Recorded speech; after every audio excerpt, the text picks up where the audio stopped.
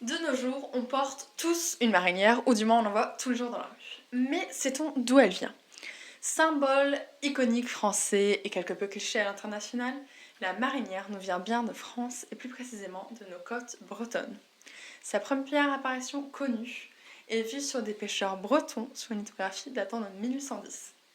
À l'époque, c'était un sous-vêtement masculin en tricot rayé, donc c'était pas très glamour quoi.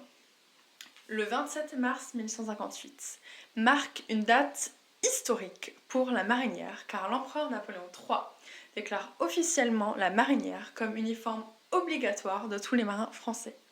Ceci est à l'époque révolutionnaire car jusque-là, seuls les capitaines et les officiers supérieurs portaient un uniforme.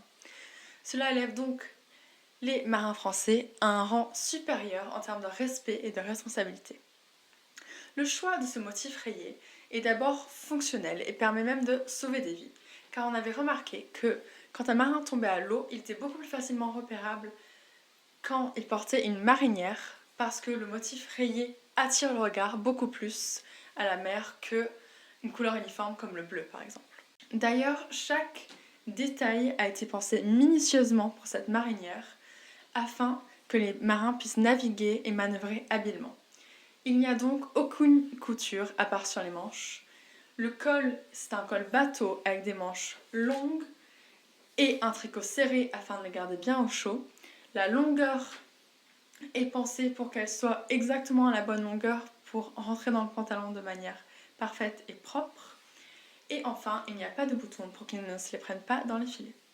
La précision continue et est poussée jusqu'au bout, car dans le décret national de la Marine nationale française, il y a écrit le nombre et les dimensions exactes de toutes les rayures.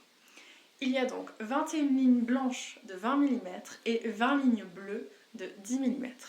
On peut penser au premier abord que cela est un peu excessif, je vous l'avoue, mais en fait, ils ont fait cela de manière fonctionnelle afin que pour la fabrication ainsi que pour l'esthétique, il n'y ait aucune coupure dans les rayures comme là. Bon, vu que c'est quand même l'uniforme national français pour les marins et qui va être vu par tous les autres pays et les représenter, on peut comprendre la minutie et l'importance des détails. Apparemment, il y a même une petite rumeur qui dirait que le nombre de rayures correspondrait au nombre de batailles gagnées par Napoléon Bonaparte contre la marine britannique durant les guerres napoléoniennes. Est-ce que c'est vrai? Je ne sais pas, mais en tout cas, c'est du gossip historique.